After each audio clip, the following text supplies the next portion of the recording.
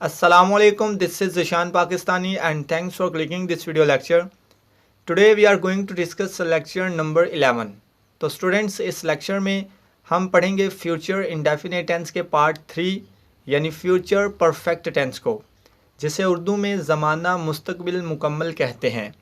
तो सबसे पहले हम इस टेंस के पीछे जो रूल्स हैं उनको डिस्कस करेंगे ताकि हम अच्छे तरीके से परफेक्ट तरीके से अपने सेंटेंसेस लिख सकें। तो देखते हैं सबसे पहले पहचान। उर्दू फ़िक्रात के आखिर पर चुका होगा, चुकी होगी, चुके होंगे वगैरह आता है, ठीक है, या लिया होगा, ली होगी, लिए होंगे, इस किस्म के वर्ड्स भी आते हैं। तो ये हमारी पहचान है। सबसे पहले हम ये देखेंगे अपने उर्दू के सेंटेंसेस में क्या उनके आखिर पर चुका होगा, चुकी होगी, चुके होंगे वगैरह है। अगर तो ये वर्ड्स हमारे उर्दू के सेंटेंसेस के आखिर पर हैं तो इसका मतलब ये सेंटेंसेस हमारे फ्यूचर परफेक्ट टेंस के। तो आई होप ये इंट्रोडक्शन आपको समझ में आ चुका है, कैसे हम अपने सेंटेंस को, कैसे हम उर्दू फ़िक्रात को समझेंगे और कैसे हमें पता चलेगा कि ये हमारे सेंटेंसेस फ्यूचर परफेक्ट टेंस के हैं। तो रूल नंबर 2 देखें। इन फ़िक्रात में हेल्पिंग वर्ब यानी विल हैव और शैल हैव का इस्तेमाल किया जाता है। देखें, दो हेल्पिंग वर्ब्स हम यहाँ पे यूज़ करेंगे। उनमें से एक हमारे पास है विल हैव और दूसरा शैल हैव। तो मज़ीद आगे कुछ रूल्स देखते हैं। तो स्टूडेंट्स यहाँ पे देखें, इस टेंस में थर्ड फॉर्म ऑफ वर्ब का इस्तेमाल किया जाएगा, ठीक है। यहाँ पे देखें प्ले, प्लेड, प्लेड। तो इन तीनों में से हमने इस फॉर्म ऑफ वर्ब का इन सेंटेंसेस में इस्तेमाल करना है। थर्ड फॉर्म ऑफ वर्ब यानी वर्ब की तीसरी फॉर्म का हम यूज़ करेंगे इन सेंटेंसेस में। तो नेक्स्ट देखें, शैल हैव और विल हैव। अब शैल हैव को हमने कहाँ पे यूज़ करना है और विल हैव को कहाँ पे यूज़ करना है। तो इसके लिए यहाँ पे देखें, हमारे पास लिखा हुआ है कि शैल हैव को आई और वी के साथ इस्तेमाल करेंगे इन सेंटेंसेस में।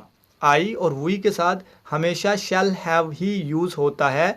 अगर इन दोनों के अलावा कोई हमारा सब्जेक्ट आएगा या कोई सब्जेक्ट आता है तो उसके साथ हमने विल हैव का यूज़ करना है। जैसे कि यहाँ पे देखें, बाकी तमाम सब्जेक्ट्स के साथ विल हैव का यूज़ करेंगे। तो स्टूडेंट्स आई होप यहाँ तक क्लियर है। तो आगे देखते हैं कुछ एग्जांपल्स। इसी टेंस की कुछ एग्जांपल्स यानी कुछ सेंटेंसेस हम देखते हैं। तो स्टूडेंट्स यहाँ पे कुछ एग्जांपल्स हैं, उनको हम डिस्कस करते हैं फ्यूचर परफेक्ट टेंस की। तो देखते हैं एग्जाम्पल नंबर 1, वो मुझे मिलने आ चुका होगा। तो ये हमारा उर्दू सेंटेंस है। इसमें सबसे पहले हम देखेंगे कि क्या पहचान के मुताबिक ये सेंटेंस हमारा फ्यूचर परफेक्ट का है। तो देखें, चुका होगा, इसका मतलब कि ये 100% हमारा सेंटेंस जो है वो फ्यूचर परफेक्ट टेंस का ही है। तो इसको बनाने के लिए हम क्या करेंगे, सबसे पहले देखें सब्जेक्ट का यूज़ करेंगे जो कि हमारे पास है ही। उसके बाद आएगा हेल्पिंग वर्ब विल हैव। फिर हमारे पास आएगा V3 यानी थर्ड फॉर्म ऑफ वर्ब, और ये कम, केम, कम, ठीक है। पहली फॉर्म कम है, दूसरी केम और तीसरी भी कम। तो ये तीसरी फॉर्म है, ठीक है।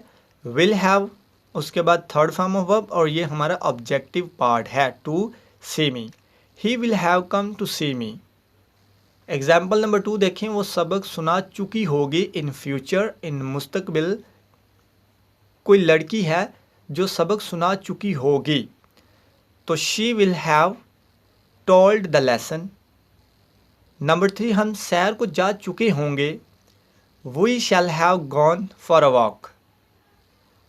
नंबर 4 पे देखें, मैं दावत कबूल कर चुका हूँगा, I shall have accepted the invitation. तो स्टूडेंट्स आई होप इन एग्जाम्पल्स को आप अच्छे तरीके से समझ चुके हैं और आपको ये पता चल चुका है कि ये कौन से सेंटेंसेस है और कैसे इनको पहचाना जाता है और कैसे हम इनको लिख सकते हैं इन एग्जाम्पल्स की मदद से।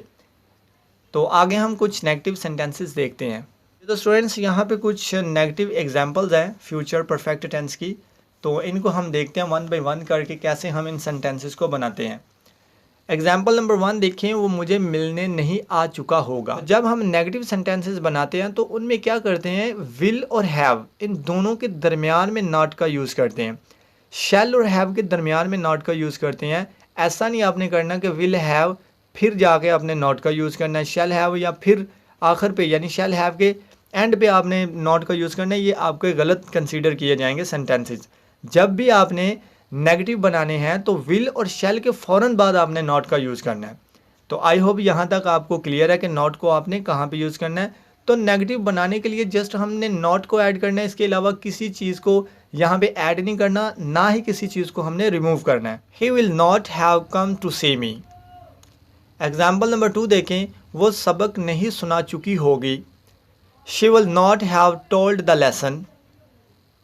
एग्जाम्पल नंबर 3 देखें, हम सैर को नहीं जा चुके होंगे। We shall not have gone for a walk. आपने भी विल के फ़ौरन बाद नॉट को यूज़ करना है, ना कि विल हैव शैल हैव के बाद। तो आई होप ये पॉइंट भी आपका क्लियर है। अब हम देखते हैं कुछ इंटेरोगेटिव सेंटेंसेस। जी तो स्टूडेंट्स, यहाँ पे नेगेटिव एंड इंटेरोगेटिव सेंटेंसेस हैं, तो इनको देखते हैं ये कैसे बनाए जाते हैं। तो एग्जाम्पल नंबर 1 देखें। नेगेटिव, सबसे पहले ये समझिएगा कि नेगेटिव इंट्रोगेटिव क्या चीज़ है। ठीक है, नेगेटिव देखें, नेगेटिव का मतलब होता है इनकार, इंटेरोगेटिव का मतलब होता है सवाल किया जाए। तो ये दोनों चीज़ें जब एक ही जुमले में, एक ही फिक्रे में आ जाएं तो वो सेंटेंसेस हमारे कहलाएंगे नेगेटिव एंड इंटेरोगेटिव। जैसे कि यहाँ पे देखें, क्या वो मुझे मिलने, देखें क्या क्वेश्चन आ गया, नहीं आ चुका होगा, इनकार भी आ गया यहाँ पे। तो ये दोनों चीज़ें एक ही सेंटेंस के अंदर मौजूद हैं, इसी वजह से ये हमारे सेंटेंसेस कहलाते हैं नेगेटिव एंड इंटेरोगेटिव। तो देखें एग्जाम्पल नंबर 1, इनको कैसे हम लिखते हैं और कैसे हम इनको बनाएंगे। क्या वो मुझे मिलने नहीं आ चुका होगा। Will he not have come to see me.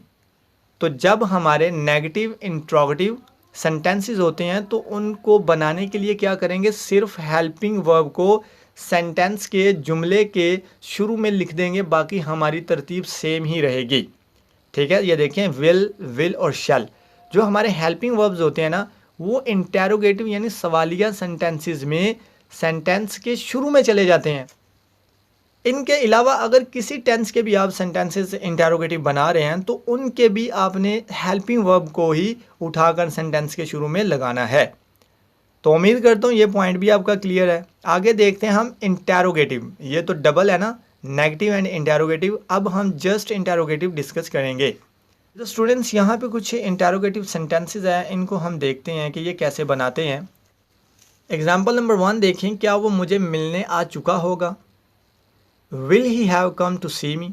तो यहाँ पे देखें इंटेरोगेटिव की वजह से हमने हेल्पिंग वर्ब को सेंटेंस के शुरू में लगा दिया।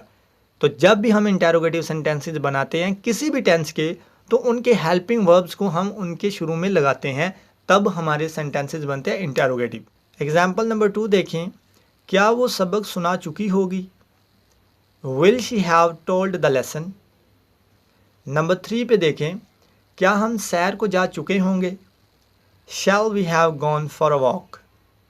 तो स्टूडेंट्स, यहाँ पे देखें, यहाँ पे हमने क्या किया, जस्ट हमने नहीं को ख़त्म किया, इधर से नहीं को, और इधर हमारे सब्जेक्ट के बाद जो नॉट था हमने उसको ख़त्म कर दिया। क्योंकि यहाँ पे भाई इंटेरोगेटिव सेंटेंसेस है, यहाँ पे नेगेटिविटी नहीं है।